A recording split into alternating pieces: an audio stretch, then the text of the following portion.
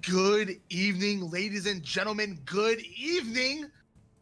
Here we are once again with your North American Halo League week number 8, your final week. No more chances leading up to these playoffs. Playoffs?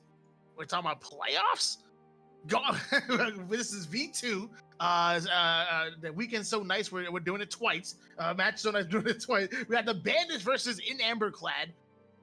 And then obviously that's gonna be your first matchup. Your second matchup, you have Hang 'em High going up against the Maul. That's gonna be 11 p.m. matchup. But either way, the Banished squad, I believe they're actually second place in the league right now. I apologize. They're actually third place in the league, trying to fight their way into into second place. They've been playing absolutely incredible all season, and they're going against In Amber Clad, who currently are the number 5. They're actually technically number 5, but they're tied in a three-way deadlock for third place. So this is gonna be a very interesting matchup here. Neither team is going to want to lose whatsoever. I'm not here alone though, guys. I have a little bit of a treat for you guys. I guys thought I was alone. No. I brought some friends with me. I got my man Biggie B running the Observer, the best production guy I've ever seen in my life. He's every time you look at these weeks and you see how amazing the production looks, just know that's Biggie B in the background.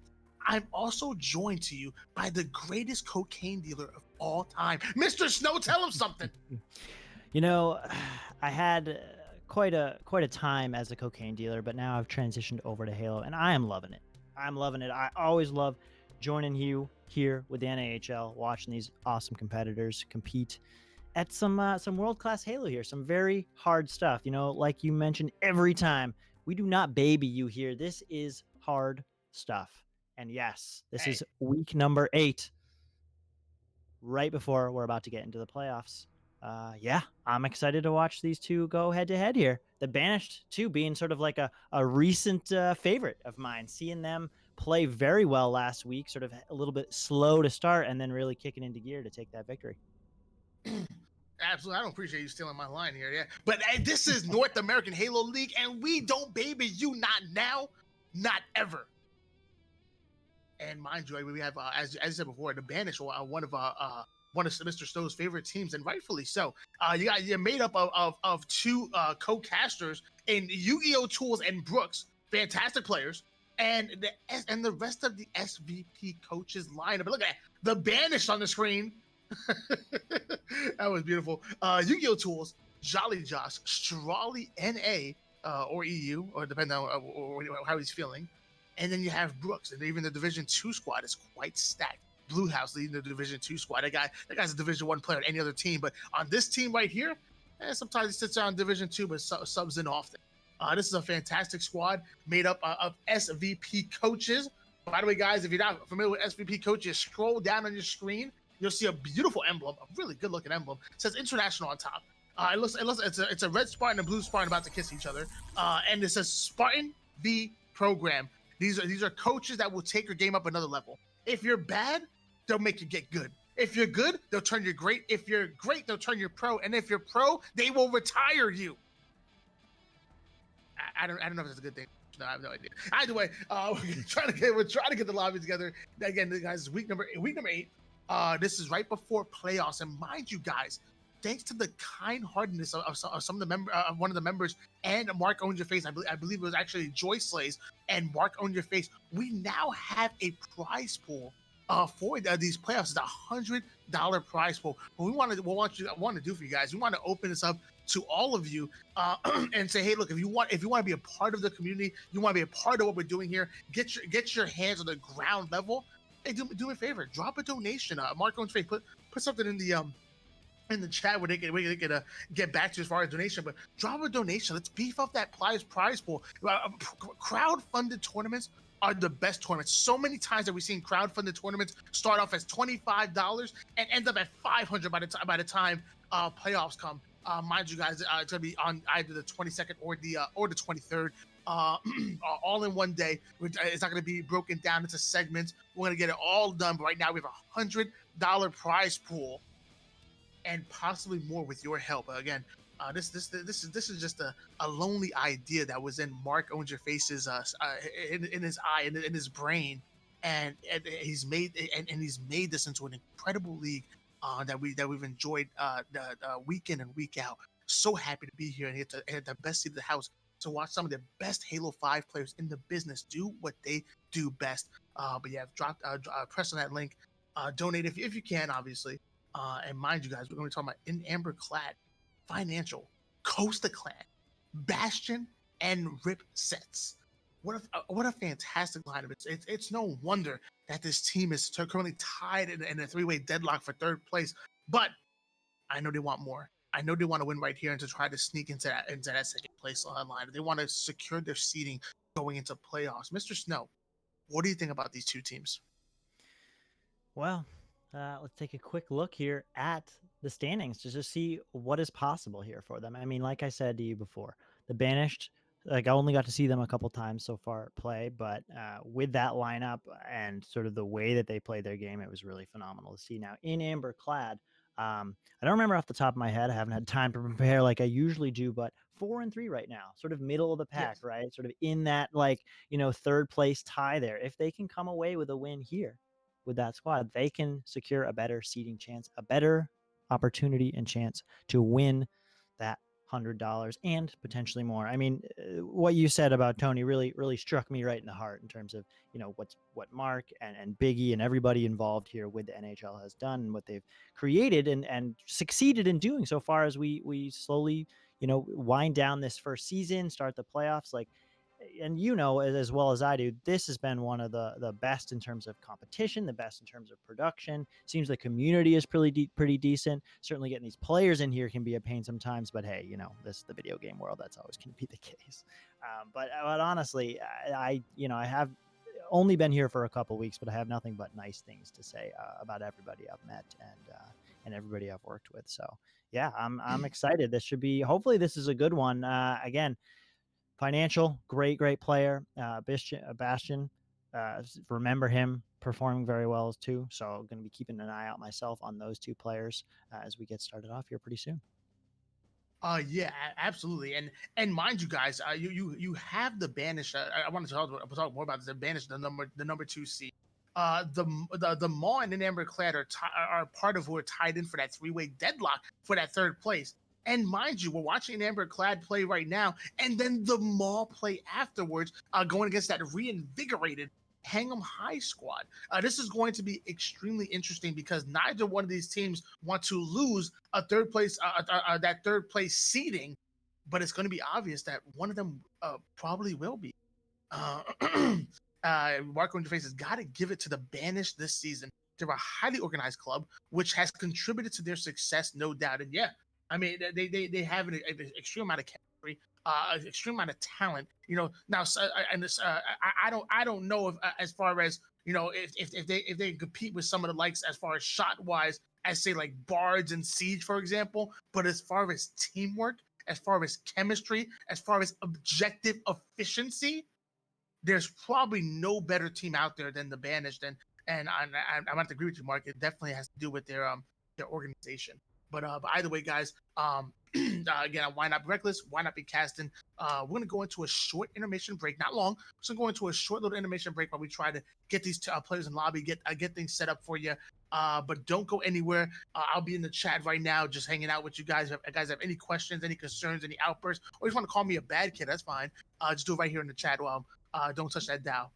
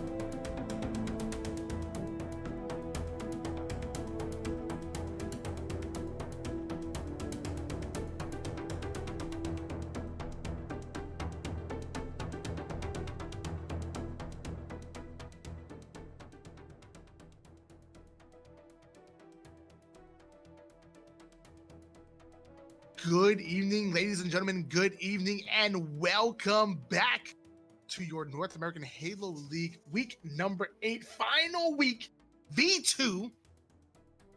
Game so nice, we had to do it twice. We're going to be starting. I think that hopefully said somebody won. Hold on, what's going on here? Either way, I'm your host, Why Not Be Reckless, aka Why Not Be Casted, aka I'm kind of a freaking big deal. If you don't know, now you know. And I'm joined by my co-caster today. That's going to be my man, Mr. Snow. Tell him something. Oh, we were just talking, waiting for these players to get in here, and I'm excited for this matchup. Unfortunately, there is a forfeit because Financial and his squad couldn't get in here quick enough, but they are all in here now. We're about ready almost to get started with this Regret Slayer, and we were just looking at it. I mean, granted, the Banished played super well last week. They 3-0'd the Flood. Those were close games, though. Plaza Strongholds, they took 194. Truth Slayer, they took 50-48. And they wrapped it all up with a Coliseum 3-1. On the other side, though, in Amberclad lost their series, but they should still feel decent about that game. Their first one, Coliseum CTF, went 3-2. The Rig Slayer 50-44, and then Eden, they actually won it 100-37 in the most dominating fashion. And of course, then they lost the last oddball game.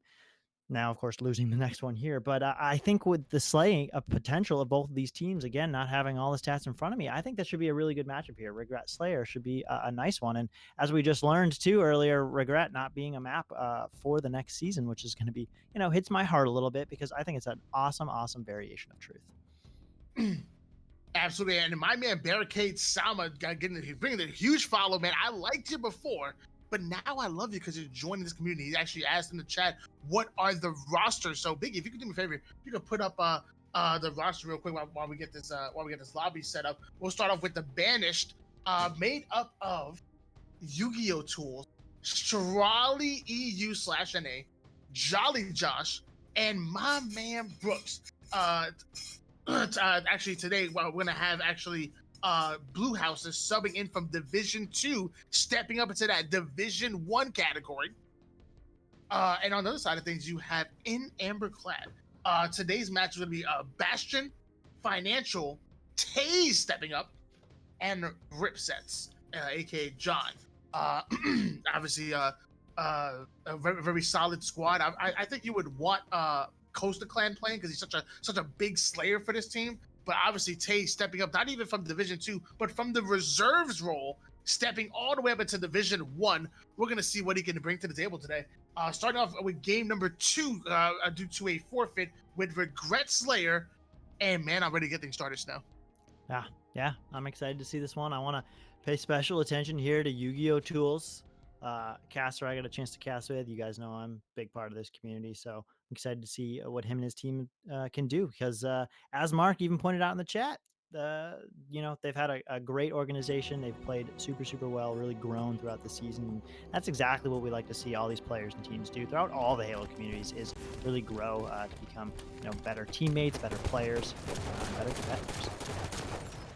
Better teammates, better players, and better competitors. Starting things off with looks like Blue House is that Jolly Josh getting a double kill off stream right there. Blue House putting some great shots across on Bastion, controlling this bottom car side. We just want to get up top probably pretty soon. Yeah, he certainly is, and he does just that. Going over here up to car. Looks like we might have a lag out though. So looks like or did we have a lag out? I'm confused. Okay, I just saw a player left.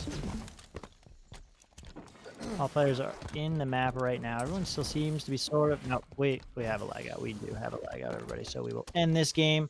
Hopefully get a restart as it just happened just right off the bat there. Thanks, everybody, for being patient. This is the first lag out that I've actually experienced with the NHL, which is kind of a miracle in its own right. Halo, obviously, being an old game, and... these servers, they can be finicky at times. They can be finicky at times indeed. And let me tell you, I mean, we all know this is Halo 5, guys. It's the game we know and love, and we know it is not going to be perfect. It's full of flaws, but that's the reason why we love it. It's a terrible game for terrible people, and that's why we love it, Mr. Snow. Terrible game for terrible people, and we're all in it together.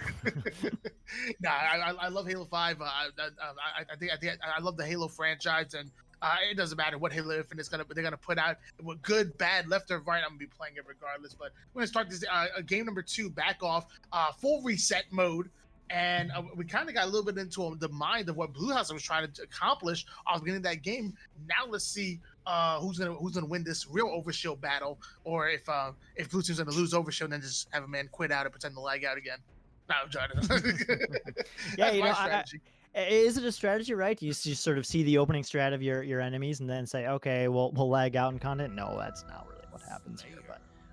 But hey, at high levels of play, certainly they might be looking to do that. Of course, I think for me, the most part, I'm sure for you, you play towards your team strength. So depending on what you're going to do, you take the situation at hand as it goes. We will start off with Blue House again, who this time, instead of electing to go to the left side of the map, he's going to go to the right support, getting his teammate Gary to have that overshield. They're going to get a couple kills on the board. As now Blue House still going bottom mid. They're going to rotate up and try and keep these players out on top P. Absolutely, mind you guys, you're gonna notice a couple of differences on Regret here. We have a grenade launcher as opposed to a plasma caster spawning on top P side of things, and also you're gonna notice that there's an extended clip magnum as the starting weapon, so it'll be a little bit less reloads, if you will. Just a lot of little tiny differences in the game here. This is North American Halo League, and we don't baby you. We do not, and Gary treating everyone else almost like a baby, sort of strong arming there with that overshield is now burned, but his team will go up 8-2. So we switch on board here now with Strally rocking this green gun. Gonna get beat down by Taze though, as he remains one shot to hold with his teammate. Of course, then a shot sort of out of nowhere as Josh Jolly comes in to make that finish. He's going to be taken out. Nice little back and forth here now as blue team crawls back in it. I'm on now with Bastion, who's taking the top mid position.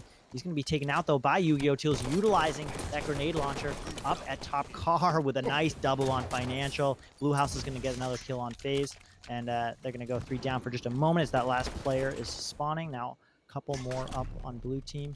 Really going back and forth. They're really keeping this rotation up well. Still on board here with Yu-Gi-Oh! Tools, but looks like we've got some more lag outs. Yeah, internet's being a little bit of an issue now.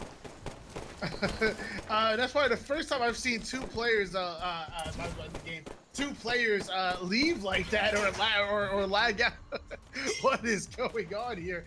13-5 lead for the Banished, and I don't know if might get official word from the production and what's going to happen here.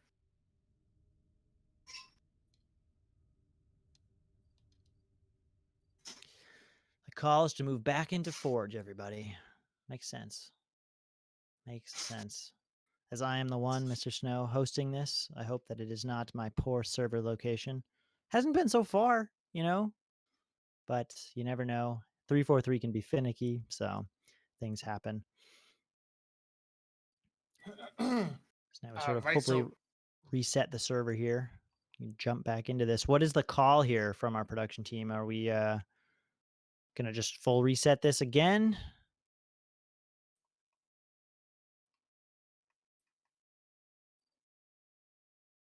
Are we gonna do with a scoreboard differential, or are we gonna do a?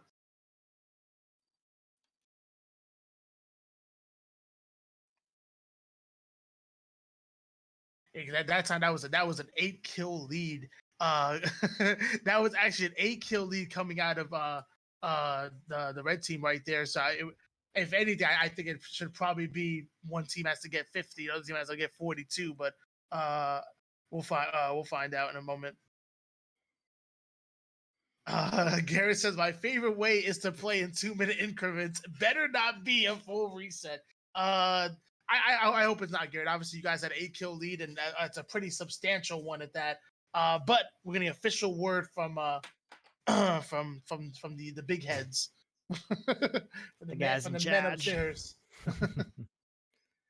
But yeah, certainly an issue with lag outs is something that's always something I think that every Halo community is trying to grapple with, and sort of how do you make these decisions on what happens. And there's so many scenarios, so many people see it one way being fair to another. I mean, a Slayer game can be a little bit, I think, a bit easier because you can kind of just look at the score and say, okay, like that's probably the situation we were in this case, with an 8-kill lead, like if it's really early game, right? Obviously, we're going to say, okay, let's just reset it. It's easier that way, but you definitely don't want to give discredit towards the team that's playing their hardest, because as Gary said, playing in 2 minute increments is great for sure, but if you have to continuously reset that and you have to play your heart out for 2 minutes after 2 minutes after 2 minutes instead of just that long 12-minute long game, that certainly is a very different game, different strategy involved in that kind of situation.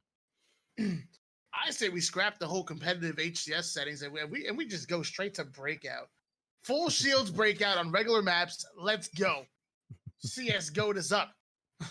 What if they did breakout fiesta, right? Oh my. That's what I want to see. Breakout fiesta.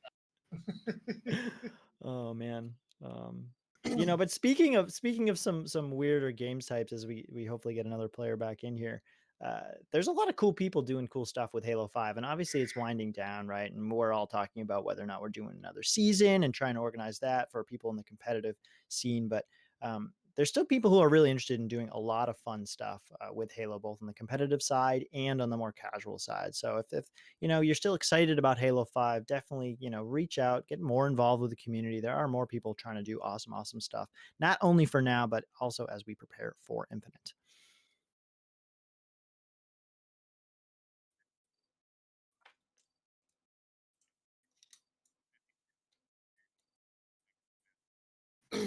And we just got word from the men upstairs. It's actually, we're not going to be doing a full reset. We're actually going to be doing a differential. So 50 kills is going to be needed for the blue team squad, while 42 will be needed for red team, aka the banished.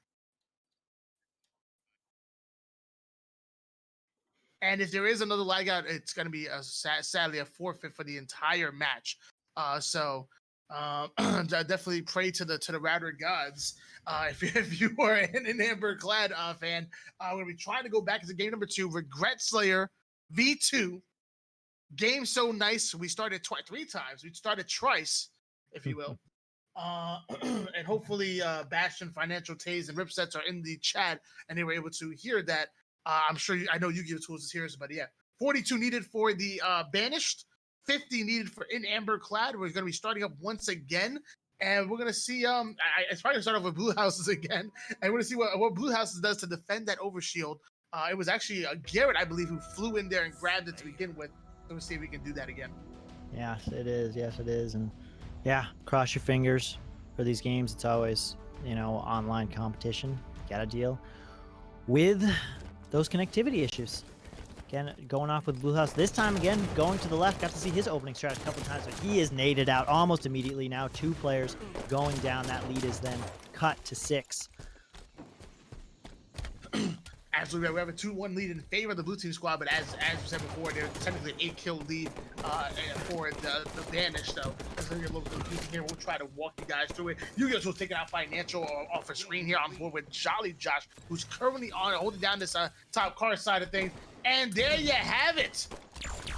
2 more players forced out of the map here once again. And I'm guessing that is going to be I guess that's going to be a forfeit. Sadly, the best ability is availability.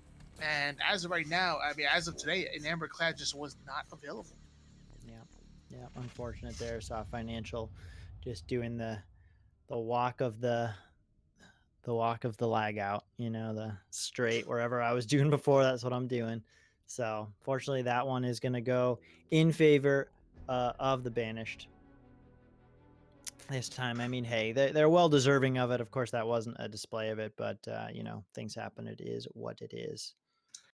So actually, that's actually a forfeit of a game, and not actually the match itself. So as of right now, the banished have a 2-0 series lead, and they only need 1 more out of this best of 5. And we're gonna see if these players can manage to just stay in the lobby long enough to come back. But man, would that be a nice reverse sweep if somehow an Amber Clad can stay in the game and win 3 in a row despite forfeiting the first 2 matchups? Yeah, it would be quite remarkable.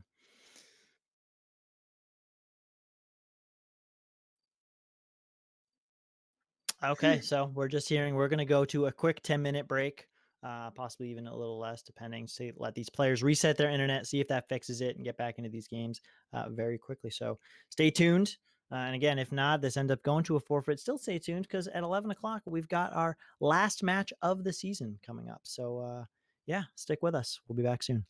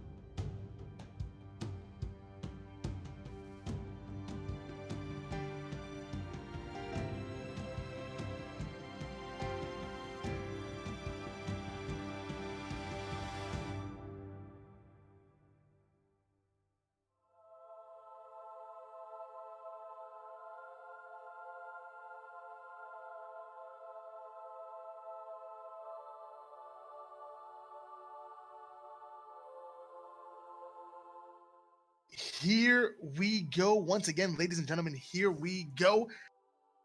North American Halo League, week number 8, your final week on the final day, and we're about to watch the Banished versus In Amber Clad. As of right now, In Amber Clad has taken 2 forfeits due to not being due to not to be on time, and the second one due to lagging out, I guess too many times, and once again a more delay of game. So they were delaying of game by not being on time, and then delaying the game due to just not being available in the lobby for over 10 10 to 15 more minutes. So, but they have hosts right now, the Rig Strongholds. This is game number 3, and we're gonna see if In Amber Clad can pull off the reverse sweep, if you will. I'm your host, Why Not Be Reckless, aka Why Not Be Cast, and aka I'm kind of a freaking big deal. If you don't know, now you know.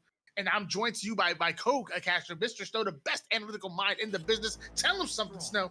Cool. Thank you very much, as always, for that rave review. Working on my skills as it is. I think the reverse sweep can happen here. I mean, last week In Amber Clad lost, but one of the games they did win was this exact one. Strongholds.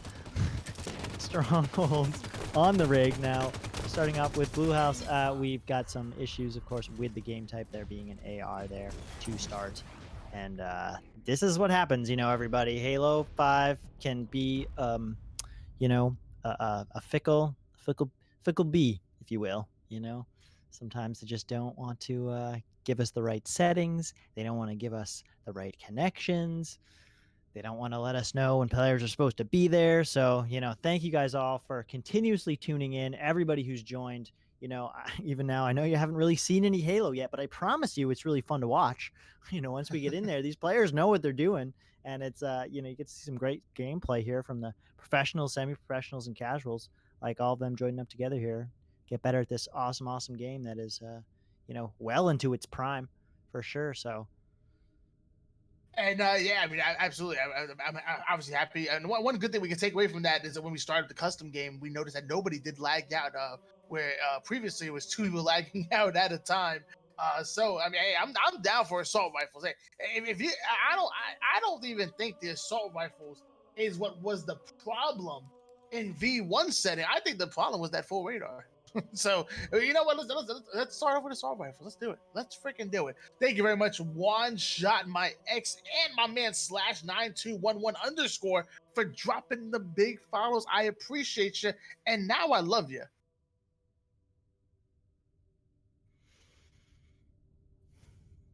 Yes. Finally, hopefully, we will get on this first one, Rig Strongholds. Against these two great teams, Banished and In Amber Clad. Fighting to close off this season with a win, for sure. Want to go into the playoffs strong. For those of you who want to continue to stick around and see some more Halo, we will be playing some more Halo tonight against our next final 2 teams, Hang 'em High in the Mall. And then the weekend of the 22nd, 23rd, we will have our playoffs. Double elimination tournament between a variety of teams. The details of those will be released. Give a join to our Discord. Follow us on Twitter, Instagram, all the social medias. Continuously stay tuned here on Twitch because we want to continue to bring you guys great Halo action. And, we couldn't do it without these competitors and, of course, without this amazing game, Halo 5. We cannot do it indeed. And yes, as we kind of alluded to before, you have In Amber Clad, who obviously is trying to fight their way into the a higher seeding. Currently stuck in a three-way tie. The Banished currently the number 2 seed, and Hang 'em High actually got their first win last week, and for first win last week, and the Mall also tied in that same 3-way tie that we were talking about before. And so obviously these games very important. And for assault rifles, I don't know what's happening here. Man, the settings today just don't want to work out. But as you're saying, Tony, yeah, I mean, we got this 3-way tie for 3rd place. I mean, I think the Banished more or less has, I suppose if they lose this one and the others win, there's an opportunity for a 2nd place to be stolen here. But yeah, that 3-way tie currently follows Cowboys, Lamar, and In Amber Clad is what's going on here. So this is kind of an exciting week 8. You know, these games actually matter. They're the only ones who really locked themselves in from the beginning were Fohammer at the top and Charlie Foxtrot at the bottom. So yeah, certainly possible. And looks like they're sort of electing to play it out in this weird fashion because no one wants to end the. Oh, now of course I have the control, so I can end the game. Great. Wow, very weird. I mean, it might not even be any team having connection issues or anything. Maybe it's just an issue going on with the custom server going on here. I'm not sure. I'm not sure, to be honest with you. And I just got an error message that kicked me out of the lobby. Oh my gosh. Yeah, I just got a weird thing too.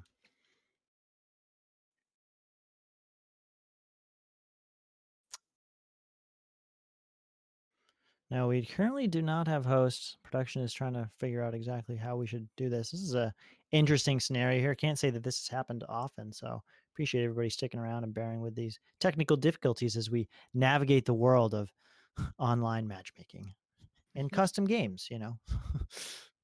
Yeah, you know what, guys? We're going to take another short intermission here. Again, don't touch that dial whatsoever. I will be in the chat if you guys have any questions, concerns, random outbursts, or anything. We're going to go on break so we figure out what the heck's going on here. The 343, the Halo gods are just they're raining down on us here. Going to go on a short intermission break. Like I said, I'll be in the chat. Let me know if you guys have any questions.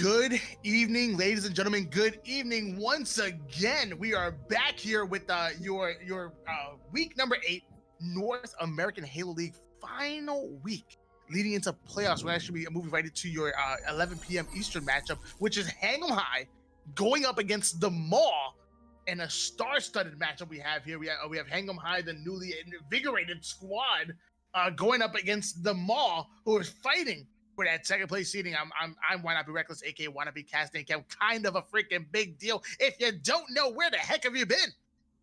And I'm joined to you by Mr. Snow. Tell him something, Snow. You know, this day so far has not given us any Halo, but I am confident it now will. My name is Mr. Snow, alongside here with this awesome production team and you, Tony. Excited to get into this next game with Hang 'em High and the Maw. The Maw coming off strong last week, beating Amberclad 3-1, winning their Coliseum flag, the rig, and then Echelon oddball. We're going to start off today with a truth capture the flag, so hopefully they're going to be able to take this one. Like I said, the Maw, like Tony just said, the Maw fighting for that second place seed or third place seed there in that three-way tie. We're going to jump right into this right now.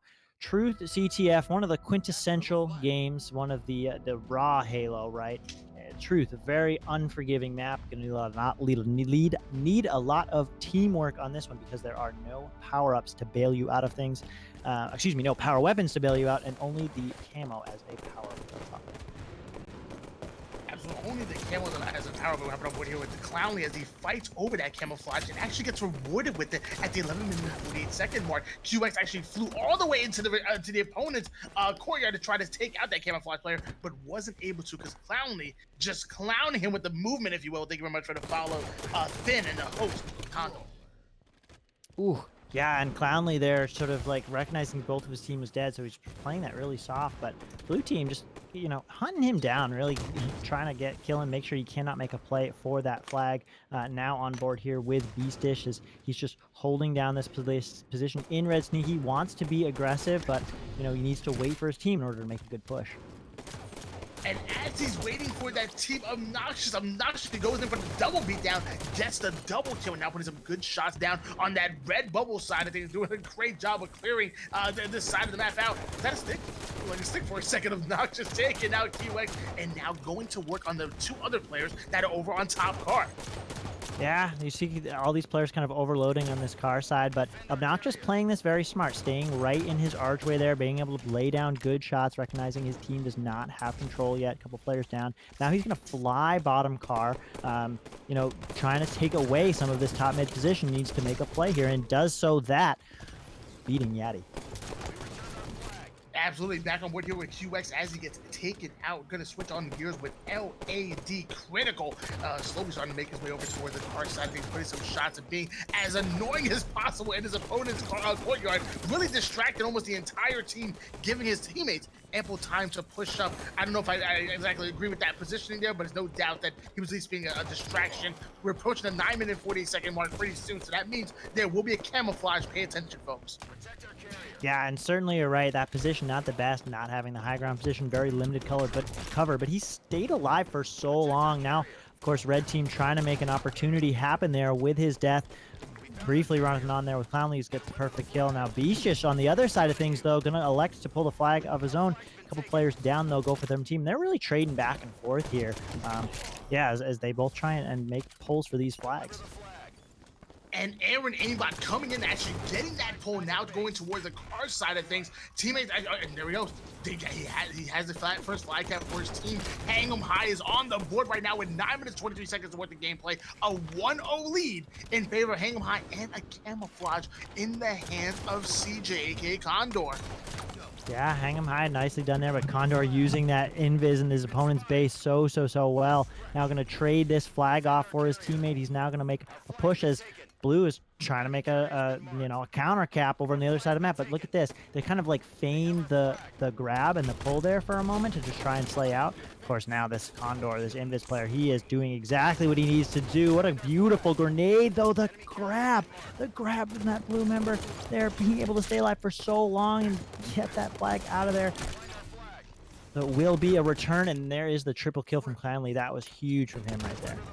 The triple kill. I'm sorry, that's not the return. Yeah, the trip ends up going down, but Beast is sneaking in, getting that kill, getting the pull, and now we have a little bit of a standoff here, ladies and gentlemen. 1-0 lead in favor of the red team squad right now. They have the ample opportunities to put some separation between these two teams as far as a lead, or they can, the blue team, aka the Maul, can tie things up with a flag cap here. Yeah, dude, I am sorry. Beastish making an amazing play there, keeping that 5 alive. It just feels like, man, that really shouldn't have happened, though. QX getting a good beat down on him now, going for the double kill, potentially getting this triple as this player's pushing from car side, though he's going to get slayed from the other side as the pinch comes in from red. And that is right now, yeah, look at the scoreboard right here, and man, QX, the man, the myth, the legend, has 10 kills and is currently leading all slays for the Maul right now. It baffles me how this player is a Division 2 player. This man is one of the best players, and probably the best player in Division 2, and one of the better players even on this team as far as in the slaying category. Yeah, and you can see just now they get on the board there. You said the Maw, yes, the Maw. Blue team tied it up 1-1. This camo already came up, probably burned, or I'm not exactly sure what happened with it there, but yeah, now trying to control the top part of this. Now, oh, excuse me, no, QX has this camo. He's up top of red 3. Excuse me, P3. He's gonna get taken down though. That's 3 members down. 4. High.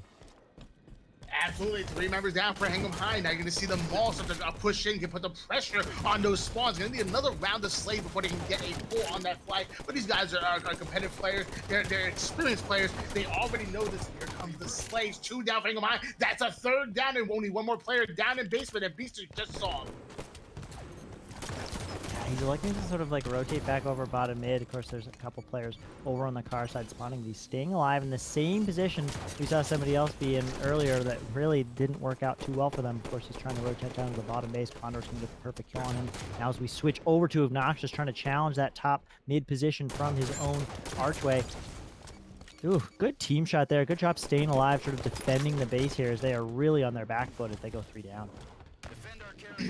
Absolutely. Now switching on gears to Lad Critical right now, putting some good shots on that player who just dropped down on bottom red. 6 minutes, 8 seconds worth of gameplay left. Critical going for the pull right now. And here we go. The Maul started to try to taking a flag right here. They can take an early lead. 5 minutes, 58 seconds worth of gameplay. And here we go. Actually, oh, hold on. A flag being pulled, Snow. Hold on. It's not going to be that easy, I guess. I guess not. I mean, I wonder, you saw Lad sort of like fumble a little bit. Wasn't sure if he was deciding to go down bottom with it and then potentially come up from the other side to sort of avoid, you know, this exact push. But I almost believe if he did it a little sooner, they might have been able to get that. Of course, that flag carrier from the Moss still staying in there, trying to slay this out, potentially trying to get the return as opposed to actually capture that flag and go into another standoff. Yeah, Clownly on the other side of the map here, just sort of ready. Now we're in quite the flag standoff. Absolutely. Beast is making their way over towards the top car side of things and try to push up onto the red team side of base, maybe get the kill and try to get the recon, but they have to go through Condor to do so, which apparently is slight work for the man Beastish, the captain, able to make a quick work of that Hang'em High player right there. And now he's actually rotating all the way from car side towards P side. Now putting some good shots on the flag carrier. This could be good if you are a fan of the Maul. Yeah, great rotation there from Beastish to really help his team out there. Of course, they're going to go 3 down right now. And it looks like, yeah, on the sides of Hang'em High, Condor now trying to push up, take some more map control up at P3. A lot of players, though, from the Maw overloaded on this side. The flag carriers, they're out trying to help as well. And the Condor is going to do exactly the same thing. Beastish just rotate. Of course, he rotates this time in the front of the base, and Lad Critical is going to get double on him. This could be Clownly, last member alive, the opportunity that the Maw needs to go up in this game. Yeah, absolutely. I'm on board here with Clownly, but hold on, his 2 teammates actually have just gone down. That means that the Maw's pushing in. Now he goes down himself. Now here comes the Cavalry. The Maw flying on that recov. They end up getting it. Now we have a 2-1 lead in favor of the Maw. Hang'em High did a great job of getting an early lead, but the Maw has dwindled that down and now has a 2-1 lead in this game to 3. Yeah, they did it, and of course, they did take 3 players sort of jumping on that flag to make it happen, and good job by them, though, sort of retaking this top mid control. So we just saw a fight between 2 players. Looks like Hang'em High's going to be able to take a little bit more map control at this point, but as they start to run this flag, QX spawning in the back of the base, he needs to overextend here to try and get this return, as those flags are right at that base, sort of like clutch play, it looked like, by Beast, just pulling the flag. But QX now electing to sort of clear out this player, take a top P position, and potentially reset, as the score is now tied at 2-2. Absolutely, and hang 'em high once again, 3 down, opening up things for the Maul to pull that flag over towards B side. Actually, a little bit of a late pull right there, but we have a tied up game now, 2-2. Actually, now it's anybody's game here. The game to 3, any team can step up right here. I don't know if there was a camouflage that was actually in play. It's probably burnt by now, but we have a whole lot of time before another one's going to come up. Yeah, we certainly do. A couple players going back and forth. The ADT for them all, pushing it. Oh, camo is up right now. Is that a very late camo now? 255, 252 now? Has that even been pulled yet? This is very unusual for these players not to go for this yet. Of course, they're probably prioritizing the objective so much more, but it looks like some member of the Maw will take that one this time. Beastish going to grab the flag there and continue the run, as QX now with the Invis going to take top mid position, just as his teammates puts it in for the victory. Absolutely, victory goes in the hands of the Maul, who fell early on to Hang 'em High's newly vamped squad, but it just was not enough to take on the objective efficiency of the Maul. They play so well together. They play for the team. Thank you very much for the follow, Buffalo Bill, Buffalo Bobby. My apologies, Buffalo Bobby. But man, incredible gameplay by the Maul. Look at the stats here: 21 kills out of Beastish and Critical. Snow, do me a favor. Go over the rest of these stats and let me know what you're looking while I set this game number 2. Yeah, for sure. I mean, taking a quick look at them, you see Beastish at 21, Lad at 21. Then on the other side, you've got Condor at 20, Clownly at 19. Both of them sort of playing each other's counterpart there. And but the assists is actually what I really want to pay attention to here, because the assists on Beastish's team, 13, 15, 18 assists from QX. That is the major difference here. 7, 8, 7, 12 on the other side of the board. So maybe a little bit of an outslay there. Obviously, Aaron, Aimbot having a little bit of struggle, only 15 kills in that game, but Yati T with only 11 as well on his side. So, everybody, like you said, Tony, playing that objective efficiency, the damage there, pretty even amongst all players. Lad Critical being the most damage dealer out there, zoning them the most, and that's what I think led them to be able to take that game number 1. Absolutely, yeah, fantastic job across the board. QX with 3,200 damage himself too. Very, very respectable. But Coliseum Slayer is game number 2. Plays a whole lot different than Shoot Capture the Flag. Some of you might be at home thinking, oh, it's Halo 5. One team wins game number 1, they're probably gonna win game number 2, number 3. And no, that is not the case. I assure you that Truth and Coliseum are almost like 2 totally different games. Especially when you're referring to Slayer versus Capture the Flag. And by the way, guys, in case you didn't know, this is North American Halo League, and we don't baby you, not now, not ever. No weapon timers. You got to know that sniper rifle's coming up every 3 minutes. You have to know that rocket launch coming up every 2 minutes, and be ready at any given moment to strike on that. So grab your coach, grab your timer, whatever it is you got to do to make sure that you are controlling those power weapons. Because if you don't, I promise your enemy will. Yes, exactly. No babying going on here, and just as we say that, Aaron, aimbot, taking an interesting position here, like going down into bottom grass, almost trenches, to put shots on players to try and help his team get that sniper rifle, and he's rewarded with it. Very interesting position, sort of odd to be able to, you don't want to give yourself you want to give yourself the high ground position, but he's going to take the head off of Beastish now as he's locking down this blue snide sniper. And hoping his team can, continue to go up in kills here. They're up 6-0, so they're definitely controlling this. As you said, Tony, this game, Slayer being very, very different than the CTF, especially on a map like Coliseum versus Truth, right?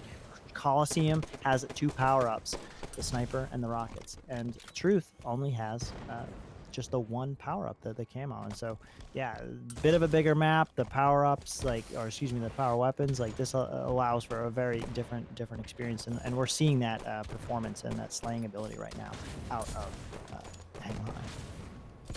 Yeah, absolutely. Hang 'em High opening things up with a 6-0 lead, and even now 9-3 right now to control this sniper rifle. That's in the hands of the player Aaron Aimbot. But it's a great shot down, taking out QX.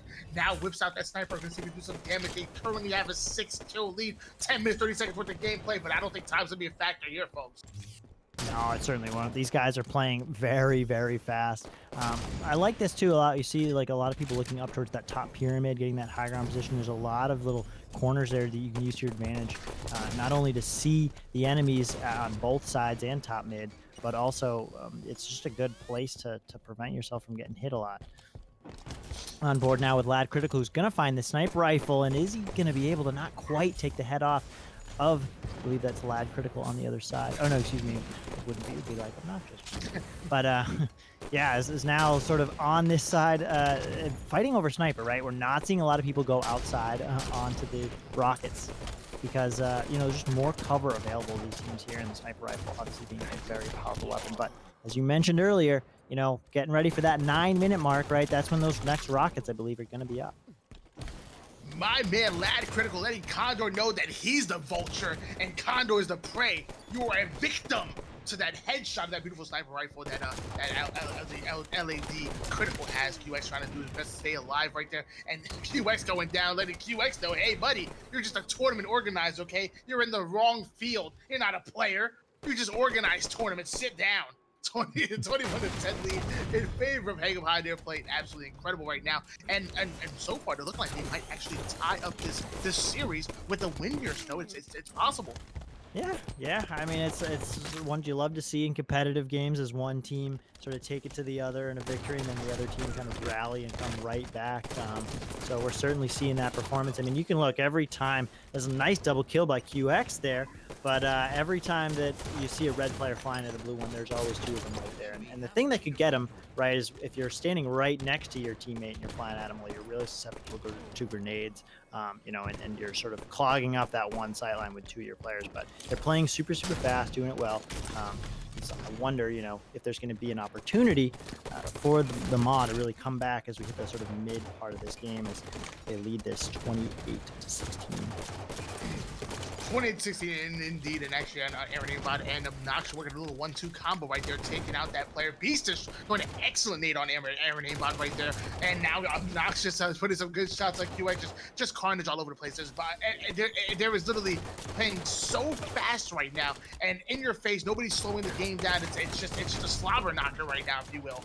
Critical getting a great nade, but 31-19 lead in favor of Hang'em High, and this kind of scrappy gameplay, I guess, favors Hang'em High more than it favors the mall. The mall likes to organize uniforms, if you will. Yeah, I certainly can see it that way. I mean, back on board here with Lad Critical, it just he's feels a little bit alone too, right? Like with the speed that they're playing at now, he's way out of position here. Look at those three players who are just going to absolutely melt him. Now, of course, Yadi's a little bit late on that flank, but he's going to get some good shots off, good grenades. His teammates there, so there definitely is the potential. But with a 10-point lead now, as you mentioned, the scrappiness of it, they can just continue to trade off. But man, Beastish there just knows exactly where to throw that grenade. Now playing his life, recognizing there's two players there. Fortunately, yeah, that aggressiveness from Hang'em High is proving to be very difficult to beat right now. And again, it is not just the aggression coming out of Hang'em High. It's the fact that they're just all together. They're just four members flying across the map together as a unit. At no point in time, I'm looking at the overlay or the outlines, if you will, and there's always three players almost exactly in the same spot within arm's length of each other. It's absolutely insane. It's a different kind of Halo, but let me tell you, it's a winning formula.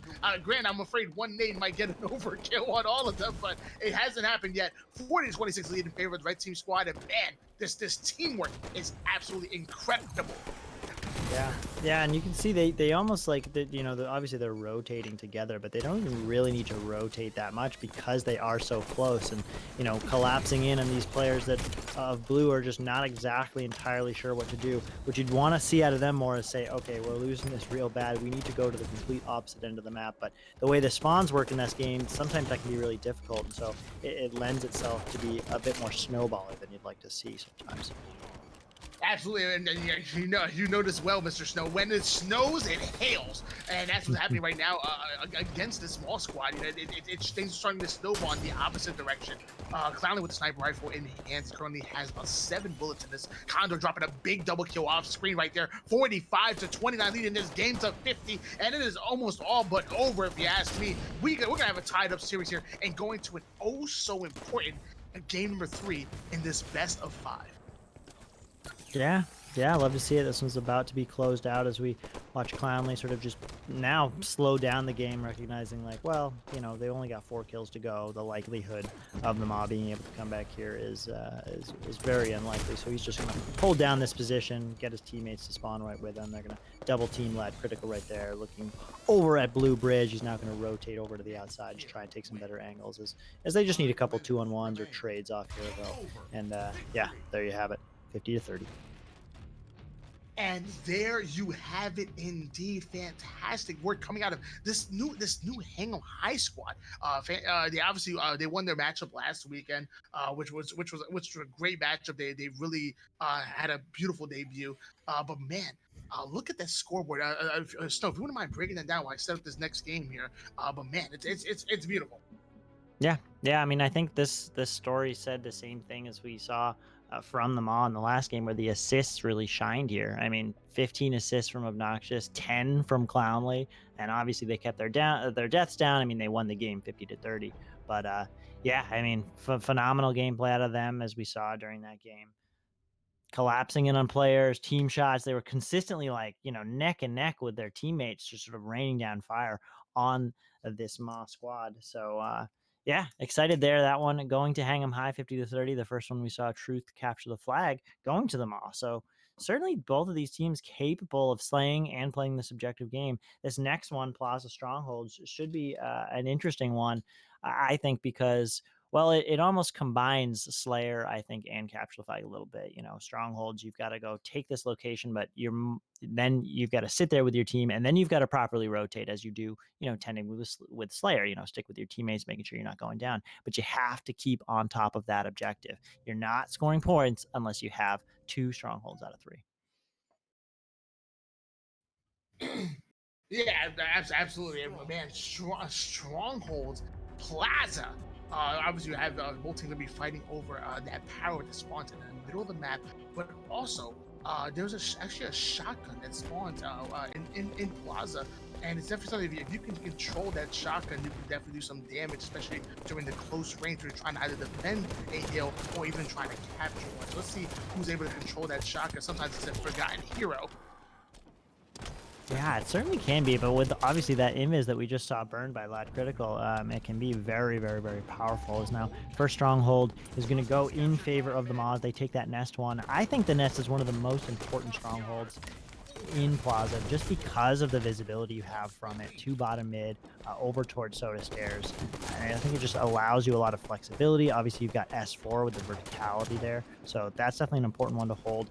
But as I say that, you know, the other team, red team, recognizes that, seeing a good grenade there, Lad Critical getting, but now with that total control. So they were really, you know, Hingham High already showing that their knowledge of this map, that even if, you know, again, in my opinion, the Nest Strongholds taken by their opponent, they know how to rotate, they know how to grab those other 2 and then collapse in on the teammates, get the slays, and secure that triple cap. Absolutely, and big plays being made by Hingham High, but now the Maw coming right back at him now, going after that Nest. Beast actually getting the bottom mid, and what was an 18-0 lead in favor of Hingham High has quickly turned to a trip cap in favor of the Maw. Thank you very much for the follow, Aris. The Red, really do appreciate you. On board here with Beastish with the extended pistol, shotgun in hand, and now has a player in Nest in his sights. Yeah, and that's a really great play, I think, by Hingham High. We were on board with Vicious, who's looking to put pressure on the players taking Nest, right? But he kind of gets cut out, realizes he needs to go back over to that Nest area in order to start to defend that one. And it wasn't able to do it. So he was kind of stuck in between deciding exactly what to do. And then you can't really afford that kind of indecision in Halo 5, especially with players like these playing as fast as they do. Absolutely, and that's something you don't see often. You actually had a red team with a beautiful lead, 18-0, followed by the blue team somehow sweeping that under their feet and grabbing a trip cap. But then right after that, Hingham High takes 2 bases at the same time and get a trip cap of their own. Condor putting the shot at people's bodies right now, but now this time Hingham High is actually holding 2 bases right now. Condor trying to put that shotgun to work, ends up getting taken out by QX. That's 3 down for Hingham High, and here comes the ball. Yeah, beautiful shots by QX there, dodging that shotgun expertly. if I do say so myself. And now a couple members, as you say, go down for Hang 'em High. Vlad Critical now trying to fight for this yard. He wants to keep this one. Two members are there pushing it. He's going to be one shot, but he's going to continue to challenge it as they take couples. Now he does have health there, and they're going to be able to clean those two players up. Now 3 down, going for Hang 'em High. They're going to take this yard back, and then I assume just push right out back towards Nest and mid. Absolutely, three down for Hang 'em High momentarily. Lad Critical currently with the plasma pistol in hands, but Hang 'em High has 4 players in bottom mid. Let me say, it is crazy. These 4 players, they simply push together. They're always near each other. It's such a weird way to play Halo 5. Usually in Halo 5, you see, you know, a 2-and-2, or everybody kind of spread across the map and try to watch every angle at the same time. But not these guys. They're saying, no, we're gonna push 1, we're gonna push 3. Yeah, it's certainly an interesting way to play. I mean, it makes you feel good, right? If you've got all your buddies there, you know, you can be confident that you're probably going to get the kills. Of course, as you mentioned earlier, you got to watch out for that sticky grenade. You got to watch out for that cluster luck because, you know, if you're all called out, you only need one call out from a teammate, or excuse me, from an enemy or something, you know, that allows them to say, oh yeah, I'm in a good position to nade that and get all those kills. And then, you know, you become a unit of Spartans, but you can quickly become overwhelmed in a game like Halo 5 where, you know, this is not medieval Rome. Absolutely, and thank you very much for the follows. Nell, Razone, and messed this up. Epis Araturo. Oh my gosh, I'm sorry. I apologize for butchering your name. That's awful. But either way, 66-18 lead in favor of Hang 'em High. On board here with Obnoxious, putting some great shots down across the map towards bottom glass. Just doing a good job of staying alive. But hold on, Lad Critical actually stole the camouflage. Yeah, very nice. He's taking bottom mid by himself. It almost seems that, you know, yeah. Oh, he barely spotted out by Aaron. Of course, now Beast is just going to come in and try and help his teammate out, taking the top nest position, now jumping down.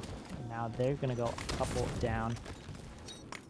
He's now going to rotate back up and defend yard, and a good play there from that red player in yard. Doing that now, Aaron spawning to defend bottom mid. They're going to continue to rack up points here as this game only goes to 100, and so they're really getting in the critical time where they can sort of just scrap together points, and Lamar needs to really play perfect Halo. And my man Aaron aimbot putting that aimbot to use by taking out that overshield player, I'm sorry, camouflage player right there, and somehow being able to see him towards bottom mid, but then nading his teammate Obnoxious and killing him, sadly. But it's not going to matter too much. I mean, it's 86-24 right now. They have a triple cap. Blue team's putting out all their resource efforts just to take that nest, but that's still not enough to put points on the board and to ultimately stop the points that is coming in for Hang 'em High.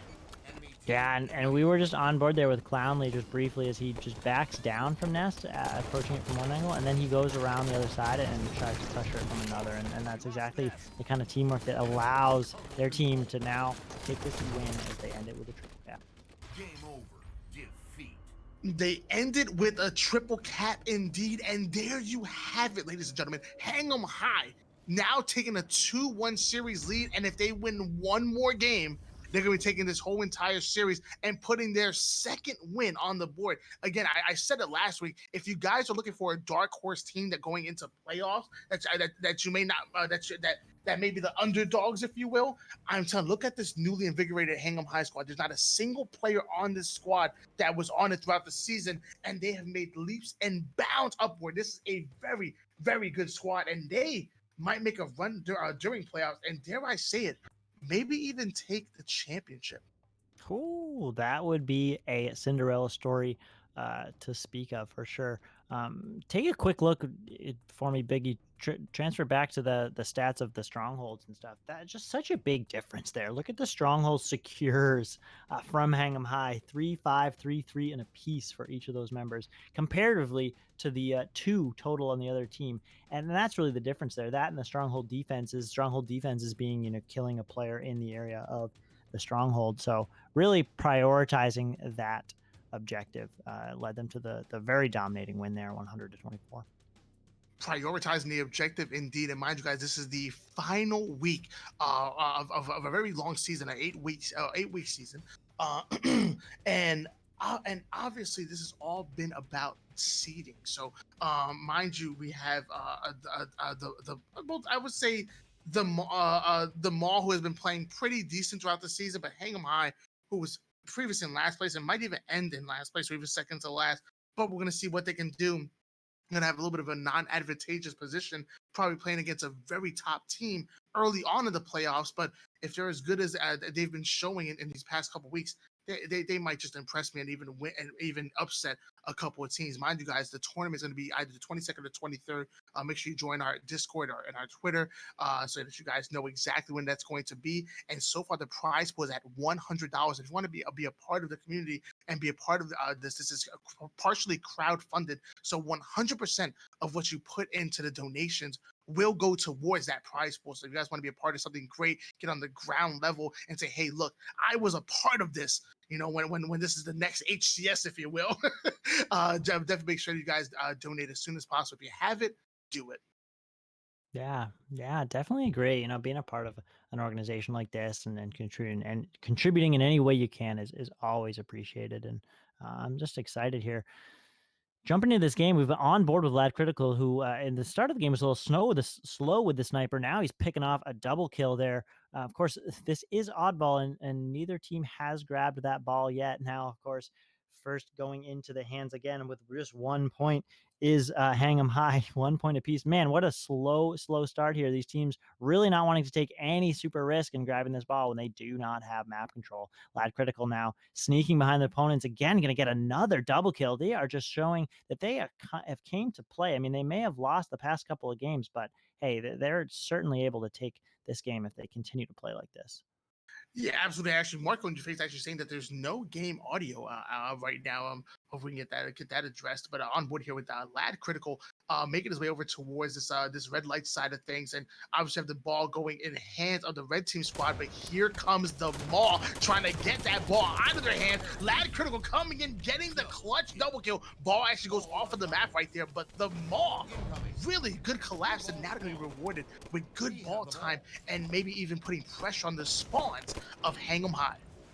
Yeah, and the spawns of them being on the outside there, gotta put pressure on them. We see Aaron aimbot, man, that aimbot seems to me he might actually have it. What a shot up at top cat is now. He's just playing with this ball member over on blue outside, rotating, trying to look for players, cutting off, flanking points, and just putting pressure where he needs to. In a bit of a vulnerable spot, but, you know, with some nice place grenades and just this quick movement, he's able to pick up one kill there, call out another, and his team has the ball. They have overshield.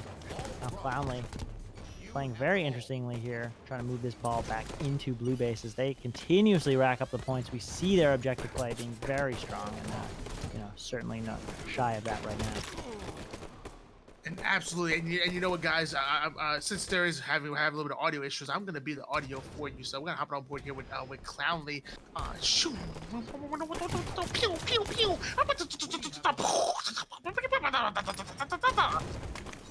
Oh, we have audio now. Okay, never mind. Can I still go pew pew? Okay, cool. Biggie, my man Biggie B just tipped $50. So now that prize pool for the tournament has increased from $100 just like that to $150, guys. Just like that. Thank you very much, Biggie B. And just for that, I'll give you a couple more game sounds.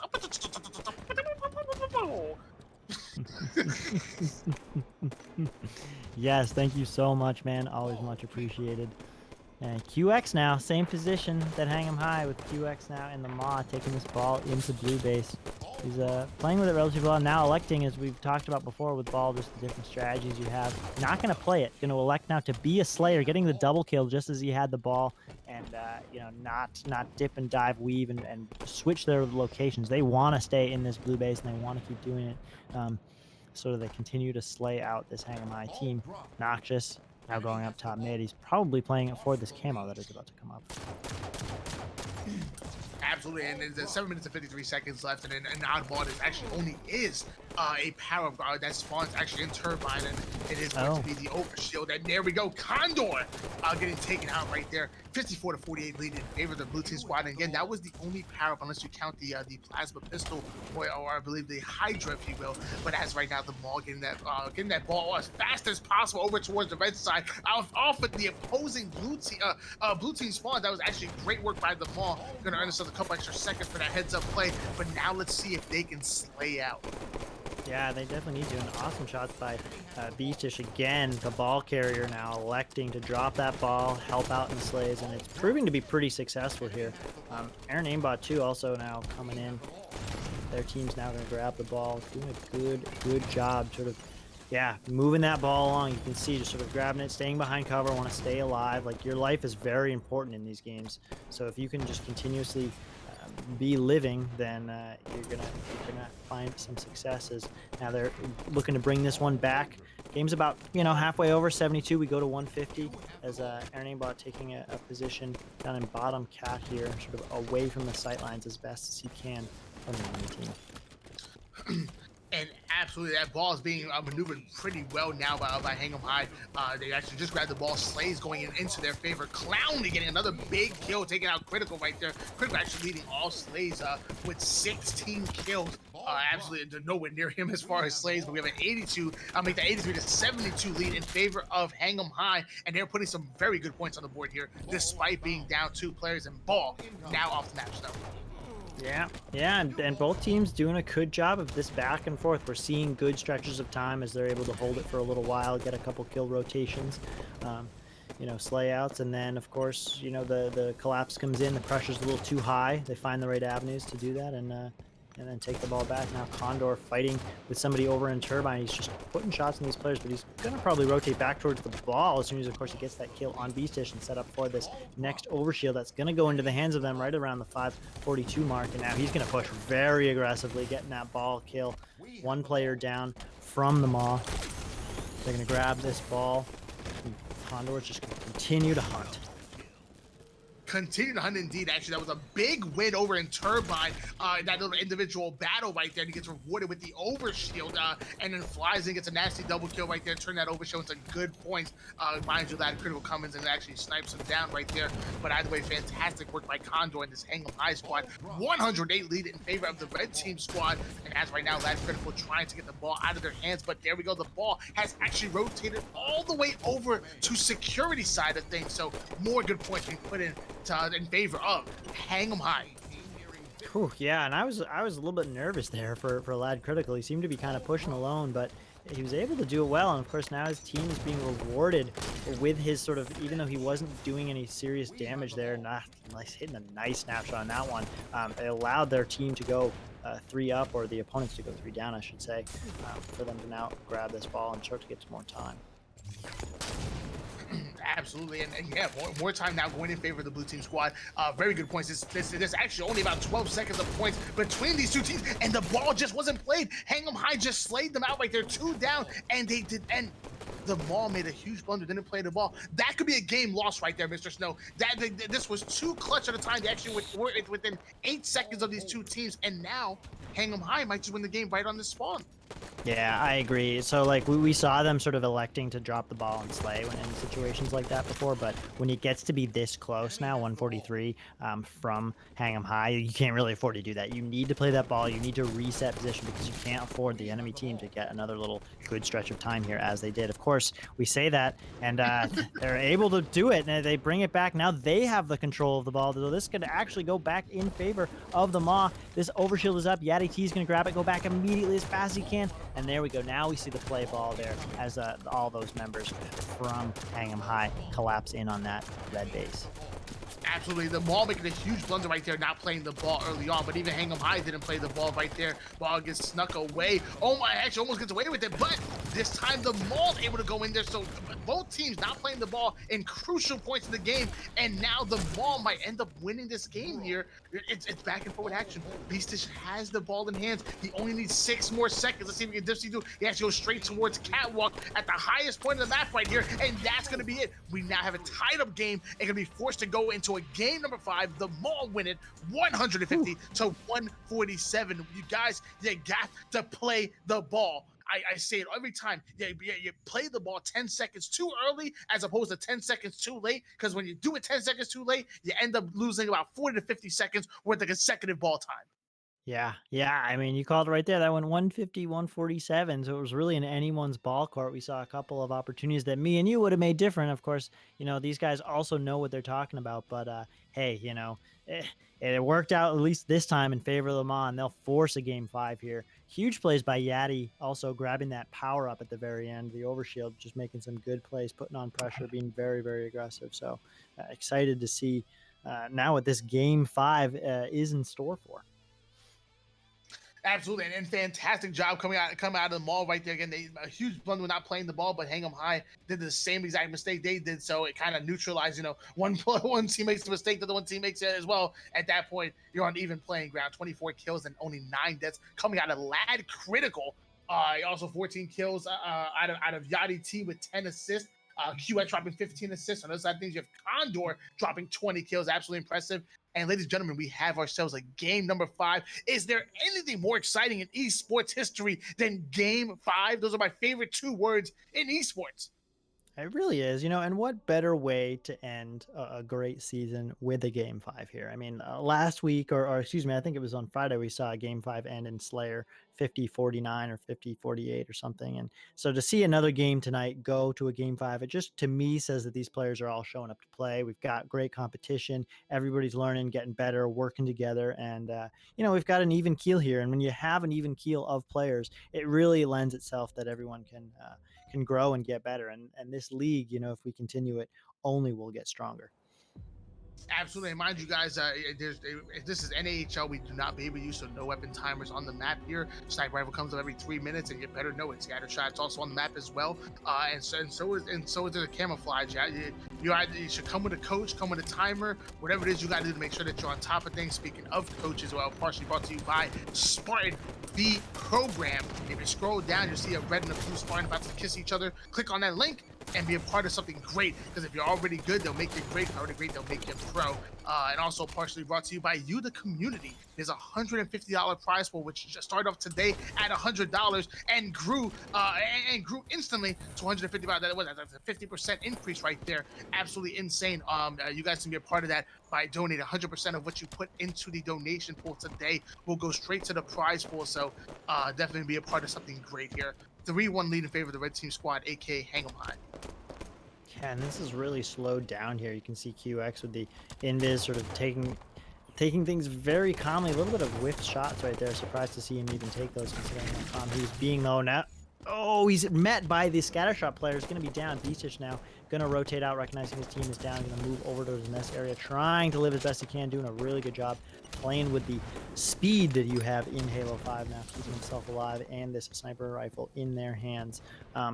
Yeah, the rig, there's sort of like an inside and an outside split up by the Whitehall and the Long Haul area, and you tend to see teams like rotate well in between them. But just as I say that, remember from Hingham High is going to get behind them, flank that. That's Condor. He's just going to stay alive a little bit with this sniper rifle, going for the cheeky no scope, but his team's going to be in there. Clowney with the perfect coming in to finish that off. They've got a nice 10-5 lead right now. Absolutely, 10-5 lead in favor of Hingham High right now. That they've now doubled the score of the opposing team. But Lad Critical getting a sniper rifle in hand. We saw him last time with that sniper rifle. The man's absolutely insane, but gets taken out this time by Condor. They throw some long-range pistol shots. Yachty T controlling that tower 2 side of things by taking out Condor. 12-7 lead in favor of Hingham High. Let's see if the Maul can come back and claw the way right back into this game 5. No more chances, Snow. No more chances. Not at all. You are right. And yeah, these teams are forcing each other to rotate back and forth, making a little bit of a crawl back. Now 10-12 is the Maw, which is really exciting to see, because of course we want to see a 50-49 now. Yachty T setting up for this next invis. Is he going to be able to get away with it? No, it's going to be burnt, and then they're going to go all 4 down, setting up for that one. So unfortunate little turn of events there.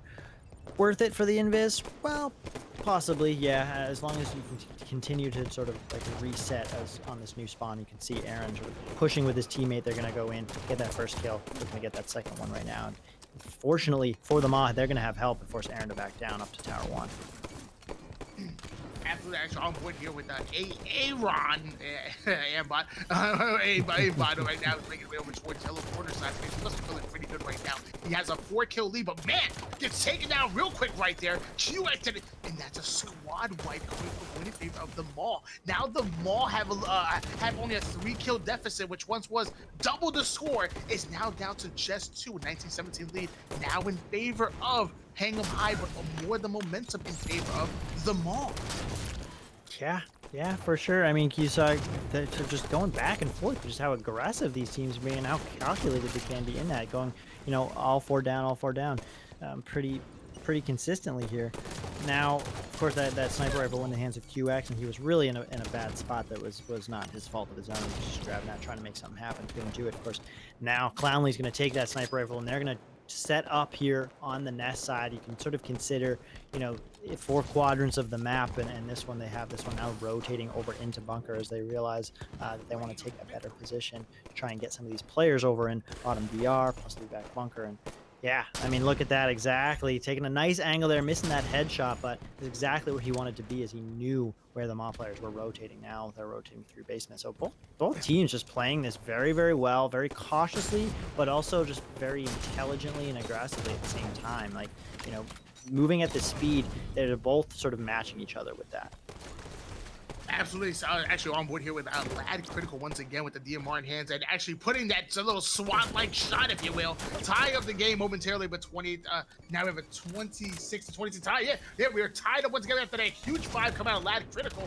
Man, my eyesight's going on me. 7 minutes and 25 seconds worth of gameplay left. I'm assuming that means that there was a camouflage either coming up soon, or it might have possibly gotten hurt.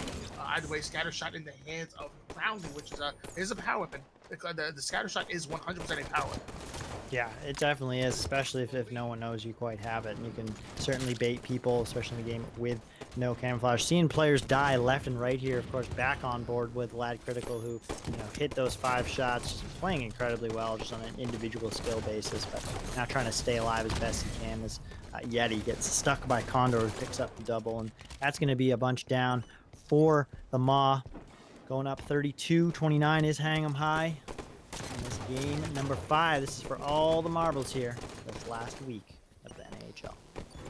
All the marbles indeed. And man, I might say that was a pretty incredible stick by Condor. Pretty incredible 5 by Iron Aimbot right there. Here comes the collapse. The 3-player collapse that we've known to love coming to Hang 'em High here. They just stick together. They play together. It's absolutely insane. There's no one person going for individual battles. They're just simply all together all the time. 34-31 lead now in favor of Hang 'em High. And let's see if they can hold on to this lead. We're now in the 3rd quarter, if you will. Almost clutch time. Yeah, it certainly is. And Aaron Aimbot, who we just left with, now we're on QX, but Aaron Aimbot staying alive. He's doing a really good job. We saw him a couple times sort of live over by a small tower, and he was up there in long haul, just like playing his life, playing very smart, recognizing he doesn't want to challenge when he knows he can't win, especially when he thinks, oh, there's going to be a couple players now. And look at this, Obnoxious doing the same exact thing, just putting on his shots, then backing down, rotating around, trying to help his team. He's got scatter shot, using it effectively, though he's going to run into a couple players. Of course, there's Condor on the other side. There's sort of a long side pinch. He's now locking down this bunker place, but he's alone right now. And so thankfully he's, not quite in a one-on-one situation there. So there was really, really good help from the Moss team. Great job at the ball to isolate Obnoxious right there and to make sure they did not get away with that camouflage. So he actually almost did. 39-36 lead now in favor of, oh my God, I didn't know you could throw a sticker. They threw that hole right there. That was absolutely incredible. Lad Critical getting a very good double kill right there. And here comes the collapse by the Mall, showing off their own teamwork. But sadly, Condor coming with the scatter shot. Great play by him. Yanni T taking out Condor from across the map with the sniper rifle. Good plays being put all around, Mr. Snow. This is it. If you don't like this, you don't like competitive Halo. We are tied up 40-40 on board with Yachty outside, looking to take some heads off as there's some players spawning over in E and bunker. He's going to rotate over here into long haul, just trying to take these good angles, man. Yeah, you could not ask for a better game 5 here. No. Oh, man. Again, we're just seeing like some really good, that stacking of those Hang 'em High players. A couple players up there. Yachty now just going to play his life. Now smartly going to possibly jump off the map. Yes, he does just so. Did that sniper go off? I do wonder. I don't know. like he landed on that platform right there. By the way, 44-41 lead. Now in favor of the red team squad, there's a scatter shot in the hands of Nox. To put that in his back pocket and try to put down some shots on the bottom nest side. They know that there's players over at bottom nest, but does Nox notice somebody actually flanked over towards bottom carbine? God, we see the sniper changing here. Now the sniper's in the hands of Lad Critical. So it looks like that one actually didn't fall off the map, so a huge plunder there. Of course, now Obnoxious there, so now Hang 'em High going up 47-44, and I do wonder, if that sniper move was a part of that. Of course, now it is Lad Critical with this sniper. Taking the head right off Clownly. What an angle. Whew. What an angle indeed. Lad Critical with the sniper rifle in hand. Now we're approaching clutch time here. 48-46 in favor of Hang 'em High right now. But Critical has a 4-shot sniper rifle. He can turn this into it, but hold on. A player just snuck away with camouflage. So even though the sniper rifle is in the hands of Lad Critical, that might just get neutralized by the camouflage that's in the hands of Clownly. And what a grab that was. You saw him just jump right on that and jump right up. Didn't even give Lad Critical an opportunity to get that kill. And now Clownly going to play this smart, but you can see them all playing it even smarter. Look, they're not showing any of their backs. They're all staying really far back in cat now. So Clownly's playing this really, really slow. He's going to wait for his team, recognizes he might have help, and they can help finish off a kill. So he wants his teammates to challenge and then him to finish. It looks like exactly they're doing that. There's a nice collapse, and they're going to get the victory. Game 5. This series going to Hang 'em High 3-2, 50-47. Could not have asked for a better Game 5 in this Week 8 of the NAHL. Could not have asked for a better Game 5. Indeed, that was beautifully played by Hang 'em High. From start to finish almost, especially with Clownly finishing it off with that, grabbing that camouflage and just making the Maul turtle up, if you will. Even though he didn't actually, grab 15 kills or whatever, he still got it, and he forced the Maul to play back as far as possible. Great games for Hang 'em High right there. Man, I'm looking at the scoreboard. 16 kills and only 13 deaths coming out of Clownly with a gigantic triple kill. Aaron Aimbot following with 13 and 10. Condor with 13 left with his O's. But what really got me is the collapsing together, the pushing in threes, the staying alive. At almost at no point in time did it feel like any player was winning their individual battles, because they simply were not getting into them, Snow. They were just shooting together, playing together, and I'm surprised those assists aren't even higher than what they are right now. I'm surprised they didn't get 52 assists that game. Yeah, I agree. Looking at the stats, you can see both teams played a little bit of a different game. Obviously, Lad Critical trying to hold things on his back there. But, the split of assists on blue for the Maw, 17 coming out of Yadi. Obviously, he had a tough one going 3 and 15, but certainly doing the part to give Lad Critical the ammunition that he needed. But yeah, I mean, the win going to Hang 'em High, clearly those members all sort of playing their equal part, pretty even kills and assists across the board.